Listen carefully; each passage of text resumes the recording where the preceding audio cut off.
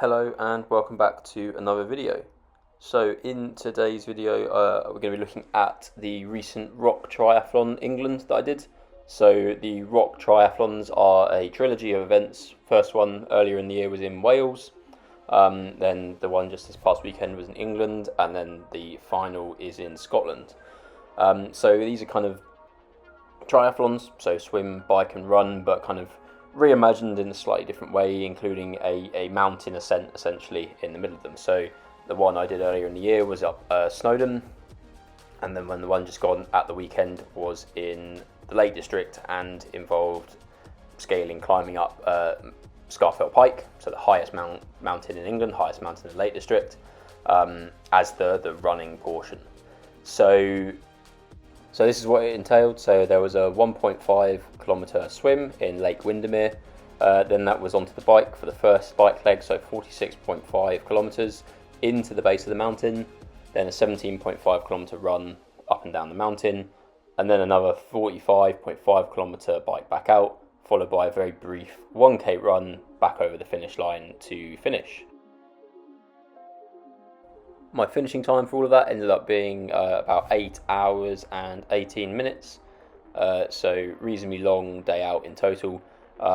Very hilly course, so on the bike a few sort of fairly steep climbs, some descents as well that were pretty quick on the way in and obviously on the way out, and then obviously the mountain itself was a reasonably high. I think it sits about 960 something meters, so quite a bit of elevation gain up and down.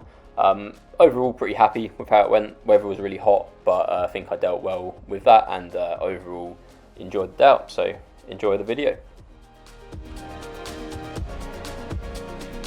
Just going through a quick run through of the kit I'll be using for the ROC England Triathlon. So starting on this side here, so I've got my running vest. We'll be having 2 water bottles in there. I think they're 500ml each. So then having that on my body for the running portion. So they have a bag, which will be this bag here, that will be the mountain bag essentially. So what will happen is I'll put my stuff in there at the start, hand it to them before the race, and then they'll take it, transport it into the mountain, T2, and then I will pick it up when I get there, put any bike stuff in there, anything I want returned back to the finish that I won't be needing again, but initially I will have all my mountain stuff in there. So in my water bottles, I'm going to be having this Blonix Hydra Plus. So I've worked with Blonix for a while now, and they have some really great products. This is kind of electrolyte with some carbs in it. And then I'll be topping it up with some more gels from Precision Fuel and Hydration, just to make sure I'm getting enough carbs in over the course of that. And then I'll have a real meal bar as well, just to have some extra calories there, just kind of more, not as emergency necessarily, but in case I need any more fuel. In my vest, I will carry on the run these 4 gels, and then on my bike I'll have this bigger 300 gram gel, but I'll also have some of that in the water bottles there, and in my bike water bottles, which will be on the bike. So that's be the hydration I'll carry and the food I'll carry. So it'll be 2 water bottles on the bike. I think they're around sort of 650, 750 milliliters each, and then 2 water bottles, or 2 squeezable kind of soft water bottles in my vest.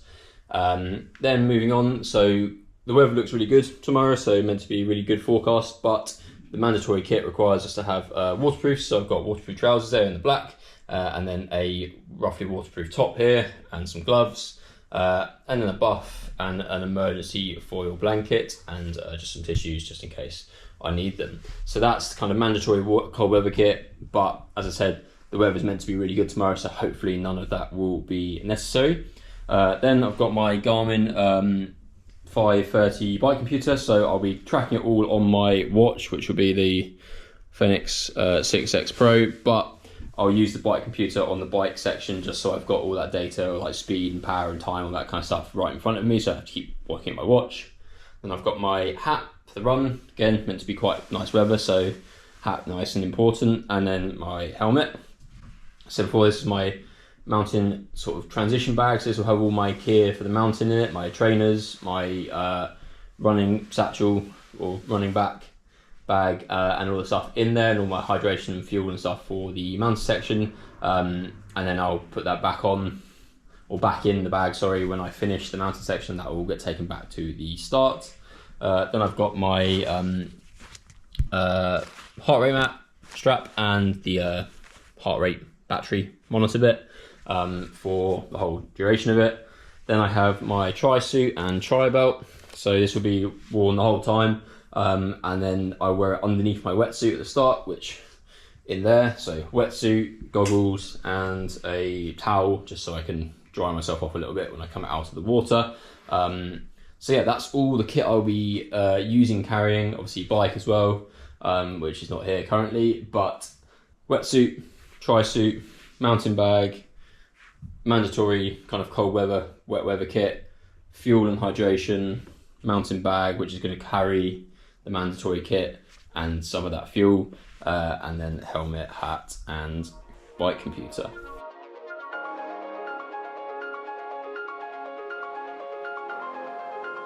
4, 3, 2, 1.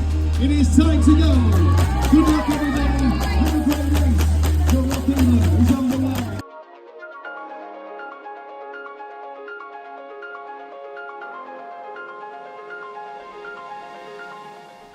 The swim for me is an area that I'm probably least confident in, probably somewhere where I struggle the most, but I've put over the last kind of month or so a fair bit of training into that to get more comfortable in the water and feel better. So actually overall I think it felt alright and it went quite well.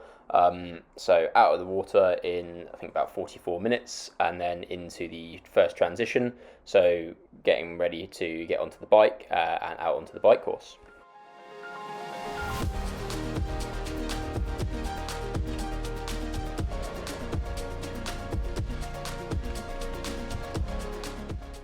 Annoyingly, I got loads and loads of bike footage on the way out, but all of it was this angle pointing down at my handlebars because I got the wrong angle on my GoPro. So just trust me that there were lots of incredible views and I was cycling relatively quickly. Cheers, thank you.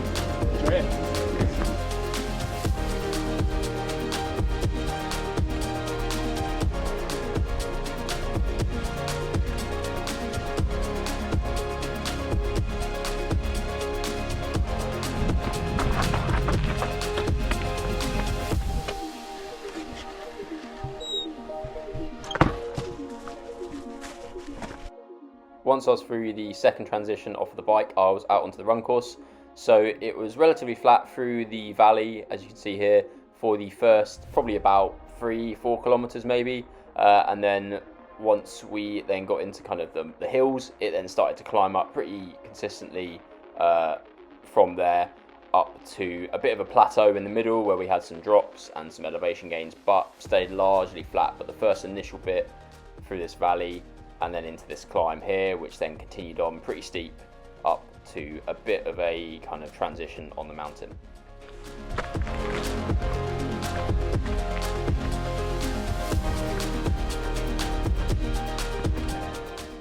So climbing up through the valley and up this first climb, it was pretty hot. There was no real wind, so it made things pretty challenging on the first real climb of the run.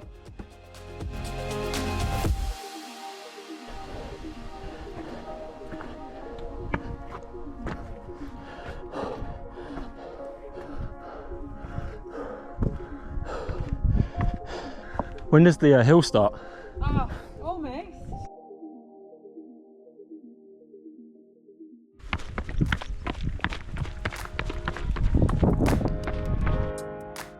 A bit of a downhill past that lake, and then we were onto the mountain cutoff. So this was at the 6 kilometer point.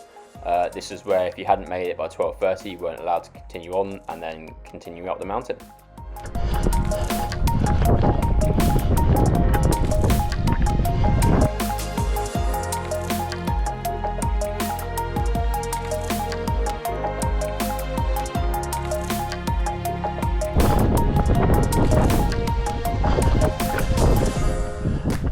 The terrain on top of Scafell Pike is, as you can see, pretty different to down low, so all the grass and all the greenery kind of tends to disappear, and it's incredibly rocky, so lots of big boulders, lots of boulder fields like this, lots of steep and kind of very technical descents and ascents. So yeah, a real weird landscape up on top with all the boulders.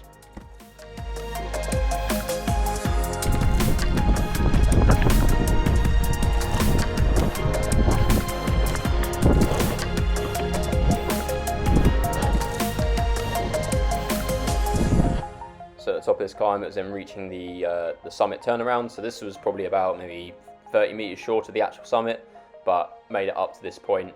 They had this marker here, and then turn around and heading back down the mountain.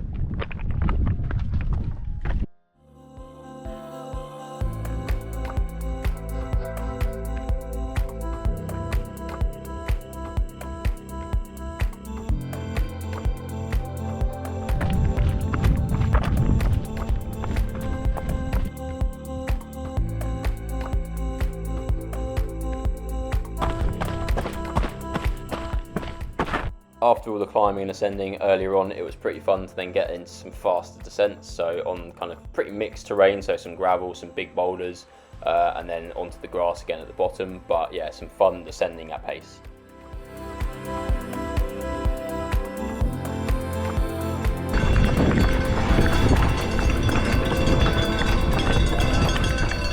After the mountain, it was back onto the bike again for the return leg.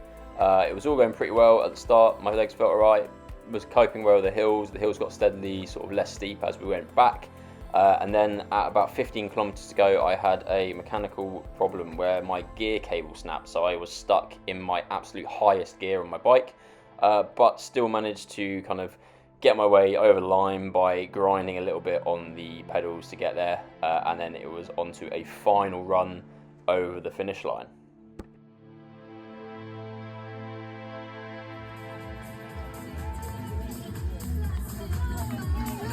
This is Kieran, everyone. Well done, Kieran. All in all, it was a great day out, enjoyed it, a lot of fun on this one, and looking forward to the next triathlon up in Scotland coming soon. Thanks for watching another video on the England ROC Triathlon. If you enjoyed it, please like, subscribe and follow along for more in the future.